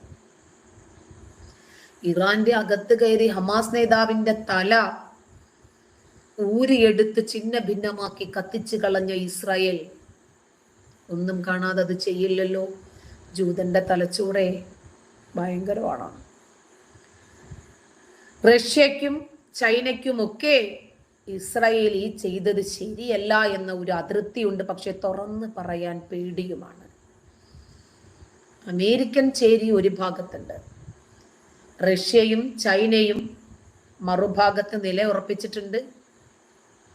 എന്നാൽ ഇത് ലോക മഹായുദ്ധമായിട്ട് മാറും എന്ന് ഉറപ്പാണ് എന്നാണ് അമേരിക്ക കാണുന്നത്. ഇസ്രായേലിനോട് പ്രതികാരം ചെയ്യണം എന്ന ധാർഷ്ട്യത്തിലാണ് ഇറാന്റെ പരമോന്നത നേതാവായ ആയത്തുള്ള ഖൊമേനി. അതുകൊണ്ട് ആക്രമണത്തിന്റെ ശക്തി കൂടണം എന്നാണ് അദ്ദേഹം ആഗ്രഹിക്കുന്നത്. മിഡിൽ ഈസ്റ്റിലെ ഏറ്റവും ശക്തമായ സൈനിക ശക്തികളാണ് ഇസ്രായേലും ഇറാനും. ഈ രണ്ട് രാജ്യങ്ങളും രഹസ്യമായി ആണവായുധങ്ങൾ കൈവശം വെച്ചിരിക്കാമെന്നതും പരസ്യമായ ഒരു രഹസ്യമാണ്. ഈ സാഹചര്യത്തിൽ ഒരു പൂർണ്ണമായ യുദ്ധത്തിന്റെ അനന്തര ഫലങ്ങൾ വലിയ വിനാശത്തിലാണ് കലാശിക്കുക. അനവധി യുദ്ധങ്ങൾ ചെയ്ത് പാരമ്പര്യമുള്ള പേർഷ്യൻ പോരാളികളാണ് ഇറാൻ. ഇറാനിലേക്ക് സൈന്യത്തെ അയച്ച് ആ രാജ്യത്തെ കീഴ്പ്പെടുത്തുക എന്നത് അമേരിക്ക പോലും ഒന്ന് ആശങ്കയിലാക്കുന്ന കാര്യമാണ്. ഭൂമിശാസ്ത്രപരമായ ഘടനയും ഇറാൻ അനുകൂലമാണ്. അതുകൊണ്ട് യുദ്ധം പൊട്ടിപ്പുറപ്പെട്ടാൽ വ്യോമാക്രമണത്തിലൂടെ ഇറാനെ ആക്രമിക്കാനാണ് ഇസ്രായേൽ ശ്രമിക്കുന്നത്. രാഷ്ട്രീയ സ്വാധീനവും സൈനിക ശേഷിയും ഇന്റലിജൻസ് മികവുമാണ് ഇസ്രായേലിന്റെ കരുത്ത്. 1. 2, ഒറ്റുകൊടുക്കാത്ത ആ രാജ്യത്തിന്റെ പൗരന്മാരായ സൈനികർ അവസാന ശ്വാസം വരെയും ആ രാജ്യത്തോടും ആ രാജ്യത്തെ സ്വന്തം സഹോദരങ്ങളോടും കൂറും പ്രതിബദ്ധതയും പുലർത്തുന്ന മനുഷ്യർ. 3, ഞങ്ങൾ ഈ ഹമാസ് ഭീകരരെ, ഇറാനിലെ ഭീകര സംഘടനകളെ, നമുക്കെതിരെ വരുന്ന എല്ലാ പ്രതിബന്ധങ്ങളെയും അടിച്ച് തകർക്കുന്നത് നമുക്ക് വേണ്ടി മാത്രമല്ല, ലോകത്തുള്ള സകലമാന മനുഷ്യനും ശേഷിക്കുന്ന ജീവിതം മനസമാധാനത്തോടെ ജീവിക്കണമെങ്കിൽ ഇത് അനിവാര്യമാണ് എന്ന ഒരു ആശയവും ഒരു ലക്ഷ്യവും കൂടി അവരെ സംബന്ധിച്ചിടത്തോളം ഉണ്ട്. ഇതൊക്കെ ഇസ്രായേലിന്റെ മാത്രം മികവാണ്, ഇസ്രായേലിന്റെ മാത്രം ആത്മവിശ്വാസമാണ്. കാരണം ഇറാന്റെ സൈനിക നേതാക്കളെയാണ് മൊസാദ് വിലക്കെടുത്തിട്ട് അവരുടെ ഈറ്റില്ലത്തിൽ തന്നെ സ്ഫോടക വസ്തുക്കൾ വെച്ചിട്ട് ഇസ്മായിൽ ഹനിയയെ പൊട്ടിത്തെറിപ്പിക്കാൻ കഴിഞ്ഞത്. അപ്പോൾ ഇസ്രായേലിന്റെ കരുത്ത് ചെറുതല്ല. 90,43,900 ജനസംഖ്യ മാത്രമുള്ള ഇസ്രായേലിൽ 1,70,000 സജീവ സൈനികരുണ്ട്. ഇത്രയും ആളുകളെ ഉള്ളൂ. ഇവരെയാണ് ആളുകൾ ഇത്രയും ഭയക്കുന്നത്, ലോക രാജ്യങ്ങൾ ഭയക്കുന്നത്. കാരണം എന്തെന്നറിയാമോ? പിച്ച വച്ചത് തന്നെ രണഭേരിയിലാണ് ഇസ്രായേലിന് ഭയമില്ല. ചോര കണ്ടാലോ, ശത്രു ആയുധവുമായി വന്നാലോ പൊരുതാൻ ഉറച്ചു തന്നെയുള്ള ആളുകളാണ്. അതുകൊണ്ട് രണഭേരിയിൽ വളർന്നു വന്ന ആളുകളെ ഇവർക്ക് കീഴ്പ്പെടുത്താൻ കഴിയില്ല. ഭയമില്ലാത്തവനെ ഇവർക്ക് ഭയപ്പെടുത്താനും കഴിയില്ല. മരിക്കാൻ ഭയമില്ലാത്തവനെ എന്ത് പറഞ്ഞിട്ടാണ് പിന്നെ പേടിപ്പിക്കുക? സജീവ സൈനികർ 1,70,000, 4,65,000 റിസർവ് സൈനിക വിഭാഗമുണ്ട് ഇസ്രായേലില്. ഇതിനും പുറമെ 1,376 ടാങ്കുകൾ, 47,407 കവചിത വാഹനങ്ങൾ, 650 പീരങ്കികൾ, 150 റോക്കറ്റ് ലോഞ്ചറുകൾ ഇസ്രായേലിന് സ്വന്തം. ലോകത്തിലെ തന്നെ ഏറ്റവും ആധുനികമായ സേനകളിൽ ഒന്നാണ് അവരുടെ വായുസേന. അവരെ വിലക്കെടുക്കാനോ ഒറ്റുകൊടുക്കാനോ പരാജയപ്പെടുത്താനോ ചതിച്ചു വീഴ്ത്താനോ ഇവർക്ക് കഴിയില്ല. കാരണം അത്രയ്ക്ക് സന്നദ്ധരാണ് അവര്. 50 വർഷത്തിന് മുമ്പുള്ള ഒരു ഹെലികോപ്റ്ററിൽ ഇറാന്റെ പരമോന്നത നേതാവായ പ്രസിഡന്റായ ഇബ്രാഹിം റൈസിയെ കെട്ടിവിടുന്നു. പകുതി എത്തിയപ്പോൾ അത് പൊട്ടിത്തെറിച്ച് അവൻ അങ്ങ് കാഞ്ഞു. ഒരു രാജ്യത്തിന്റെ പ്രസിഡന്റിന് പോലും സുരക്ഷയില്ലാത്ത ഇറാനെ സംബന്ധിച്ചാണോ ലോകരാജ്യങ്ങൾ ഭയക്കുന്നത്?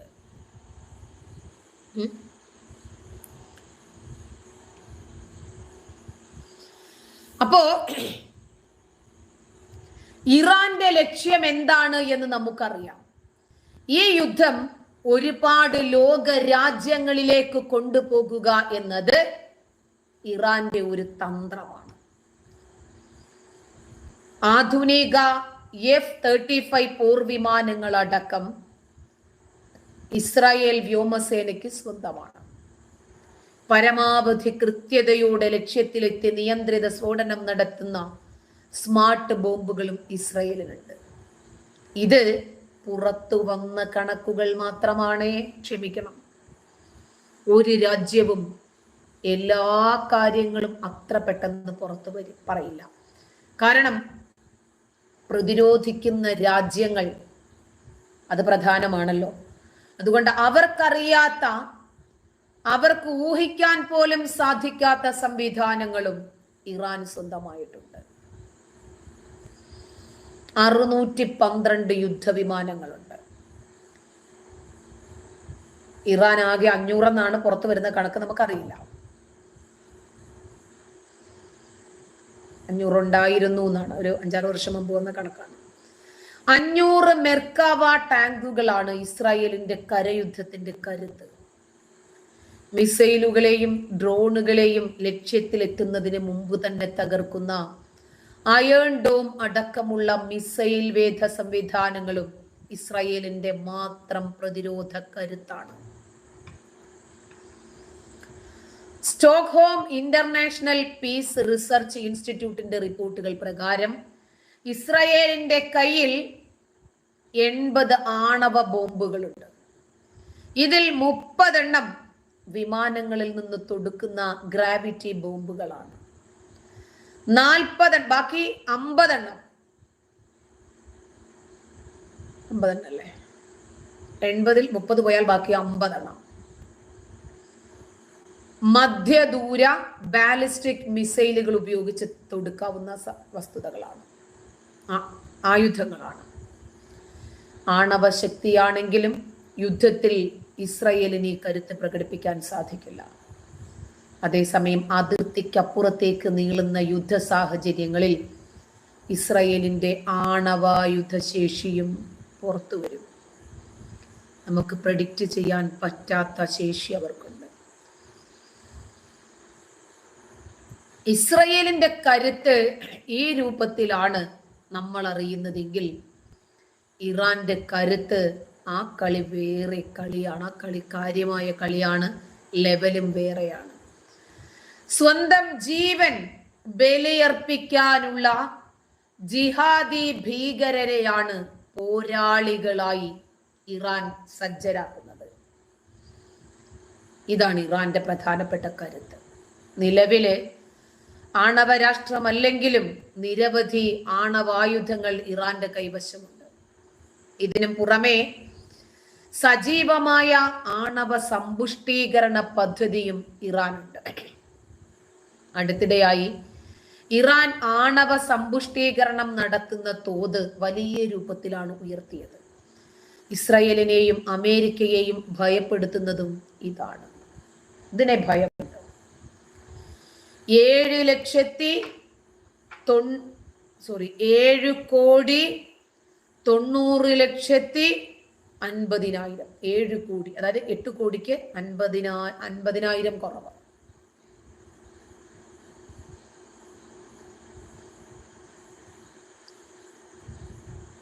അല്ല, ഞാൻ പറഞ്ഞുതരാം. 7,90,50,000 50,000. 10 ലക്ഷം കുറവ്. 9,50,000 കുറവ് ആയിരിക്കും കേട്ടോ. ഇത്രയും ജനസംഖ്യ, അതായത് 8 കോടിയിലേക്ക് കടന്നുകൊണ്ടിരിക്കുന്നു. അപ്രോക്സിമേറ്റ് ഇത്രയും ജനസംഖ്യയാണ് ഇറാനിൽ. അപ്പോ 8 കോടി ജനങ്ങൾ ഏതാണ്ട് ഇറാനിലുണ്ട് എന്നാണ് കണക്ക്. ഇസ്രായേലിലോ 1 കോടിയില്ല. 1 കോടിയില്ല. 90,43,900 ജനസംഖ്യ മാത്രമാണ്. 43,900 ഇത്രയും ജനസംഖ്യ മാത്രമാണ് ഇസ്രായേലിന്. ആ ഇസ്രായേലിനെ ഇറാനും ഖത്തറും തുർക്കിയും സൗദി അറേബ്യയും അടക്കമുള്ള രാജ്യങ്ങൾ ഭയപ്പെടുന്നുണ്ടെങ്കിൽ അത്രയും ആളുകളും അകക്കാമ്പുള്ളവരാണ്. ഇസ്രായേലിൽ ഒരു പുൽക്കൊടി പോലും വേസ്റ്റ് അല്ല. എല്ലാവർക്കും അതിനു വേണ്ടുന്ന സന്നാഹ സംവിധാനങ്ങൾ ഇസ്രായേൽ ഒരുക്കിയിട്ടുണ്ട്. അപ്പോ 7,90,00,000-ലധികം ജനസംഖ്യയുള്ള ഇറാനിലെ 6,10,000 ആളുകൾ സജീവ സൈനികരായിട്ടുണ്ട്. 3,50,000 റിസർവ് സൈനിക അംഗങ്ങളുടെ. ഇതിന്റെ 1% പോലുമില്ല ഇസ്രായേലില്.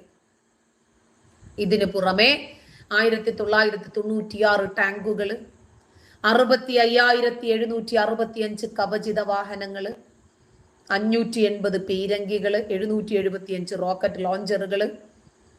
ഇതൊക്കെ ഇറാന്റെ സമ്പത്താണ്. ഇതൊക്കെ ജനങ്ങളെ ഭയപ്പെടുത്തുന്നുണ്ട്, പ്രത്യേകിച്ച് ഇസ്രായേലിന്. ശരിയാണത്. 551 യുദ്ധവിമാനമുണ്ട്.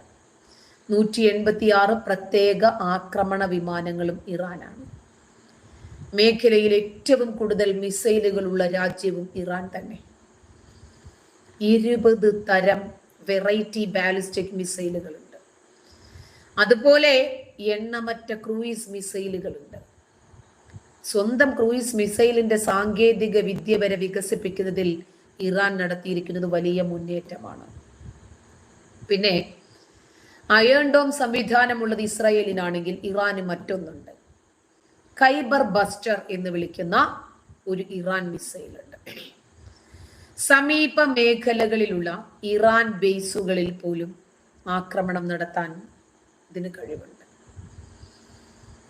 ഫത്താഹ് എന്ന് പേരിട്ടിരിക്കുന്ന ഇറാന്റെ ഹൈപ്പർസോണിക് മിസൈലിന് ഏത് ശത്രുവിന്റെ മിസൈൽ സംവിധാനങ്ങളിലും തുളച്ചു കയറി ആക്രമിക്കാനുള്ള കരുത്തുണ്ട്.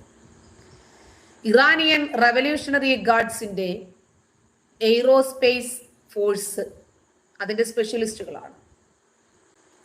ഫത്താഹ് വികസിപ്പിച്ചിരിക്കുന്നത് റഡാറുകളെ പോലും വെട്ടിച്ച് ശത്രു രാജ്യത്ത് പറന്ന് കയറി വ്യാപകമായ നഷ്ടമുണ്ടാക്കാൻ ശേഷിയുള്ള 10,000-കണക്കിന് ഡ്രോണുകൾ ഇറാന്റെ കൈവശമുണ്ട്. ലോകത്തേത് രാജ്യത്തും കടന്നു കയറി ആക്രമിക്കാൻ ശേഷിയുള്ള ചാവേറുകൾ കൂടിയാകുമ്പോൾ ഇറാന്റെ പോർമുഖത്തെ ഇസ്രായേൽ ഭയക്കണം. ആരെയും നിസ്സാരന്മാരായി കാണരുത്. ഇറാനും ഇസ്രായേലും തമ്മിൽ ഒരു പൂർണ്ണ യുദ്ധത്തിലേക്ക് കാര്യങ്ങൾ പോയാൽ അത് കൈവിട്ടു പോകാനും കൂടുതൽ ലോകരാജ്യങ്ങൾ ഇതിൽ ഇടപെട്ട് ഇതൊരു 3ാം ലോക മഹായുദ്ധമായി പോകാൻ സാധ്യതയുണ്ട് എന്ന് പറയുന്നതും ഇത് തന്നെയാണ് കാരണം. ഇസ്രായേലിനോടൊപ്പം ചേർന്ന് അമേരിക്ക ഇറാനെ ആക്രമിക്കാൻ ശ്രമിക്കുകയോ ചെയ്താൽ ഇറാനെ സഹായിക്കാൻ റഷ്യയും ചൈനയും തയ്യാറാകും.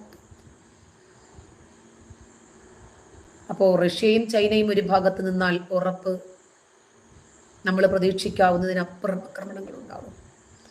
ഉക്രൈനെ സഹായിക്കാൻ അമേരിക്ക പോർവിമാനങ്ങൾ നൽകി. അപ്പോ എന്ത് ചെയ്തു? ഇറാന് മാരകമായ ആയുധങ്ങൾ റഷ്യയും നൽകി. റഷ്യയും ചൈനയും യുദ്ധത്തിൽ നേരിട്ട് ഇടപെടുന്ന സാഹചര്യം ഉണ്ടായാൽ ആദ്യം ആക്രമിക്കപ്പെടുന്നത് അമേരിക്കയായിരിക്കും. കമ്മ്യൂണിസ്റ്റ് രാജ്യമായ ഉത്തര കൊറിയയെ മുൻനിർത്തി അത്തരമൊരു നീക്കം നടത്താനുള്ള സാധ്യത അമേരിക്ക മുഖവിലക്കെടുക്കുന്നുണ്ട്. അമേരിക്ക വരെ എത്തുന്ന ആണവ മിസൈൽ ഉത്തര കൊറിയക്കുണ്ട് എന്നാണ് അമേരിക്ക പറയുന്നത്. അതുകൊണ്ടാണ് ഉത്തര കൊറിയ ഒന്ന് കണ്ണുരുട്ടിയപ്പോൾ മുമ്പ് അമേരിക്കൻ പ്രസിഡന്റിന് തന്നെ ഉത്തര കൊറിയൻ പ്രസിഡന്റ് കിം ജോങ് അദ്ദേഹവുമായിട്ട് ഒരു കോംപ്രമൈസ് ചർച്ചയ്ക്ക് ഇരിക്കേണ്ടി വന്നു. നിലവിൽ ഉത്തര കൊറിയ പുതിയ ഖര ഇന്ധന ഹൈപ്പർസോണിക് ആയുധങ്ങൾ ഉൾപ്പെടെ വികസിപ്പിച്ചിട്ടുണ്ട്. അടുത്തിടെയാണ് റഷ്യയിൽ സന്ദർശനം നടത്തിയ കിം ജോങ് റഷ്യയുമായിട്ടുള്ള ബന്ധം കൂടുതൽ ശക്തിപ്പെടുത്തിയത്. ഉത്തര കൊറിയൻ പോർമുന അമേരിക്കയ്ക്ക് നേരെ വീണ്ടും തിരിച്ചു വെച്ചാൽ അമേരിക്ക പ്രതിരോധത്തിലാകും. അമേരിക്കയെ സഹായിക്കാൻ വരുന്ന രാജ്യങ്ങളൊക്കെ പ്രതിരോധത്തിലാകും.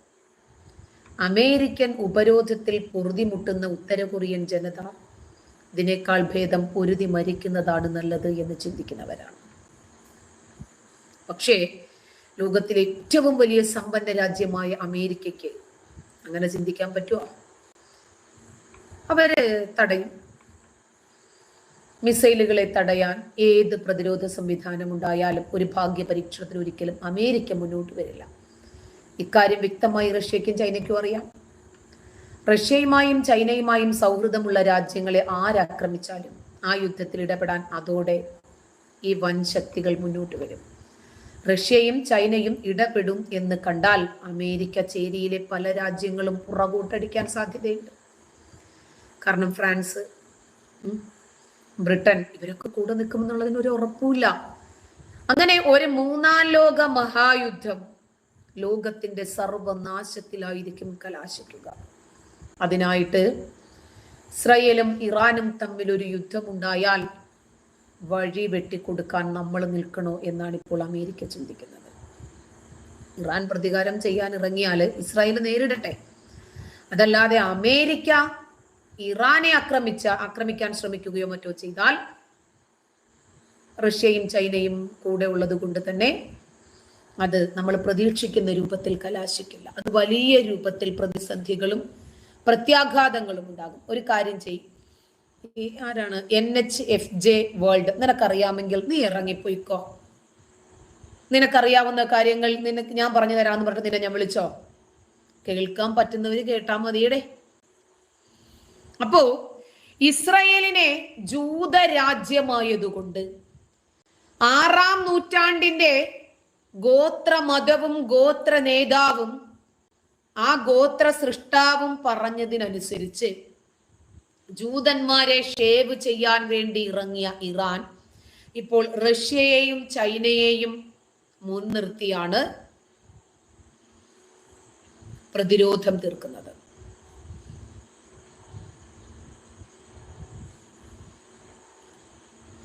ആസിയ ഖാദർ ഒരു കാര്യം ചെയ്യും, പോയി ഗുളിക കഴിക്കിച്ചല്ല. മുസ്ലിം ഫോറസ്ട്ര തന്നെ തിന്നണേ, കെട്ടിയോനും കൊടുത്തോ ചെല്ല.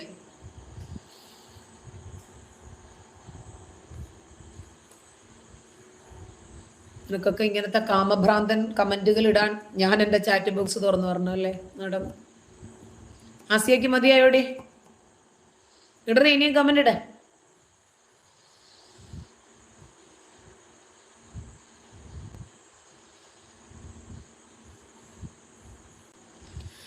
ഈ സാഹചര്യങ്ങൾ മുൻനിർത്തി ഒരു പക്ഷേ ഇറാനും ഇസ്രയേലും ഒരു സമവായ ചർച്ചയിലേക്ക് പോകുമോ എന്നറിയില്ല. ഇസ്രയേലിന് സ്വന്തം കഴിവിൽ വിശ്വാസമുണ്ട്. അതുകൊണ്ട് മറ്റാരും പ്രതിരോധിക്കാൻ വന്നിട്ടില്ലെങ്കിൽ പോലും ഇറാൻ പ്രഖ്യാപിച്ച ഈ യുദ്ധം ഏറ്റെടുക്കാൻ ഇസ്രയേൽ തയ്യാറായി കഴിഞ്ഞു. ഇതുവരേക്കും ഇറാന്റെ ഭാഗത്തു നിന്നും യുദ്ധത്തിന് വേണ്ടുന്ന സന്നാഹങ്ങളോ യുദ്ധത്തിന് വേണ്ടുന്ന ഒരു സൈറണോ ഒന്നും ഉണ്ടായിട്ടില്ല. ബെസ്റ്റ് ചെല്ല, വേഗം വേഗം.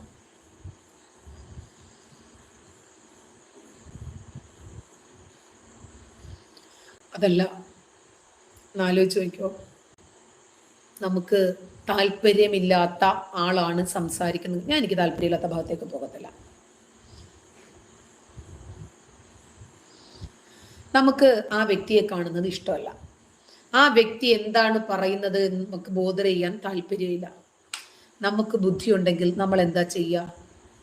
നമ്മൾ ഡോണ്ട് റെക്കമെൻഡ് ദിസ് പേജ്, അങ്ങനെ ഒരു ഓപ്ഷൻ കൊടുത്തിട്ട് നമ്മൾ വേറെ എന്തെങ്കിലും നമുക്ക് താല്പര്യമുള്ളത് നോക്കി പോകും. ഇവർക്ക് ഞാൻ എന്താണ് മുഹമ്മദ് ഖാലിനെ കുറിച്ച് പറയുന്നത് എന്നറിയണം, എന്നിട്ട് 4 തെറി പറയണം.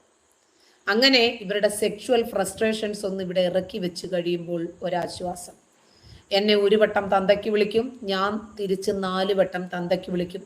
ആ ഉണ്ടാക്കിയ തന്തയ്ക്ക് വാങ്ങിച്ചു കൊടുക്കുമ്പോൾ ഒരു സുഖം, ചുമ്മാ ഒരു മനസ്സുഖം. അപ്പൊ നമുക്കിനി വീണ്ടും കാണാം. നന്ദി.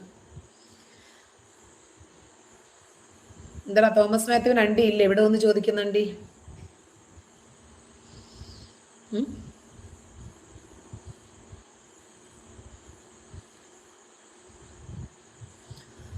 അല്ല, ശാലൂന് എന്താടി വേണ്ടത്?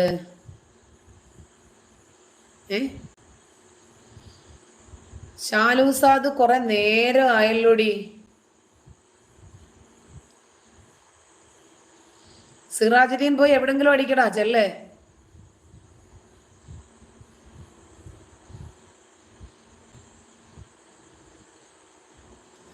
ഒരു ഷാലു എന്ന് പറയുന്ന ഒരുത്തി വന്നിട്ട് എന്തോ ഒരു കുരു പൊട്ടിച്ചിരുന്നു. ഷാലു സാദ് സലാഹ്. ഓ, അപ്പൊ അവളെ കണ്ടിട്ടാണ് മറ്റുള്ളവർക്ക് സെക്ഷുവൽ ഫ്രസ്ട്രേഷൻ. കാരണം ഇവളെ കണ്ടിട്ടേ ഇവരുടെ ഡാഷും ഒക്കെ കണ്ടിട്ട് ഇവരുടെ നാട്ടിലുള്ള ആളുകൾ മൊത്തവും ഇവളുടെ വീട്ടിലേക്ക് രാത്രി ഇവളെ അന്തി ഉറങ്ങാൻ വിടുന്നില്ല, വീടിന് ചുറ്റും നിൽക്കുവാണ്.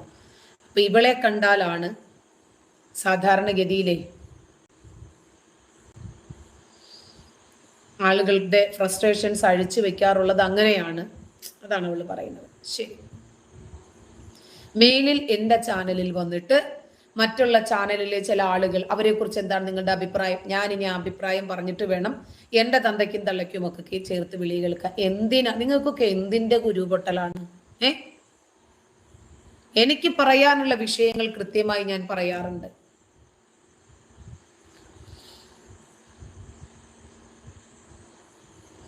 അല്ലട തോമസ് മാത്യു, നിന്റെ പേര് തോമസ് മാത്യു എന്നൊന്നും ആയിരിക്കില്ല. തന്ത ആരാണെന്ന് അറിയാത്തത് കൊണ്ട് തന്നെ വ്യാജ പേരുകൾ തന്നെ ആയിരിക്കും. തന്തയും വ്യാജം. അപ്പൊ പിന്നെ നിനക്കൊക്കെ പേരുകൾ എന്തിനാണ് കൃത്യമായിട്ട്? ആത്മസംയമനം കളയരുത്. ശരിയാണ്.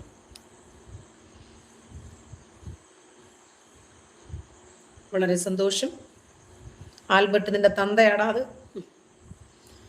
ആ വിങ്സ് ഓഫ് ഹോപ്പ് തട്ടം എവിടെ? നിന്റെ ഉമ്മ കൊണ്ടുപോയി. പോയി ഉറങ്ങടി. നീ എന്നെ ഉറക്കണ്ടടാ സീസി, ആദ്യം നീ പോയി ഉറങ്ങടാ, പോടാ. മുഹമ്മദ് അലി, എടാ നബിക്ക് ഉളുപ്പുണ്ടോടാ? എന്നാലല്ലേടാ നിനക്കൊക്കെ ഉളുപ്പ് വരുള്ളൂ.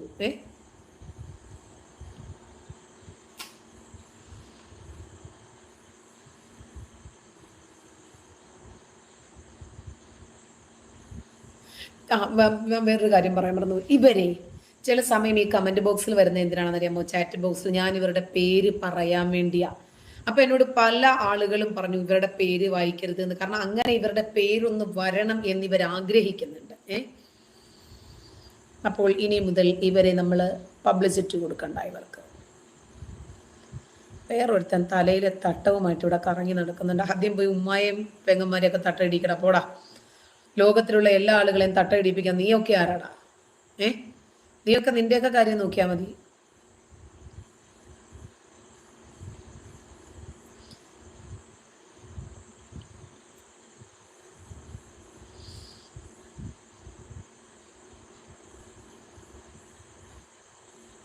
ശ്യാം സാജു, ശരിയാണ്, ഇവരെയൊന്നും മൈൻഡ് ചെയ്യരുത്. ജോർജേ, ഇന്നലെ ഞാൻ വിചാരിച്ചതാണ് ഒരാളെ പറഞ്ഞു വിടണമെന്ന്. ഇപ്പൊ അവര് വന്ന് കയറി. ശരി, പറഞ്ഞു വിട്ടു.